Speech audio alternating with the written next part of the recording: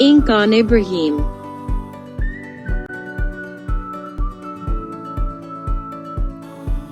This is Ibrahim. He lives in an igloo.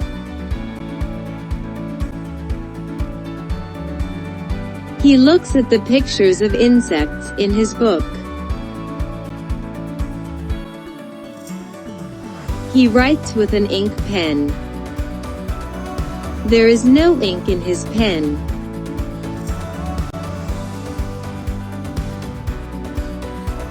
He fills the ink in his pen.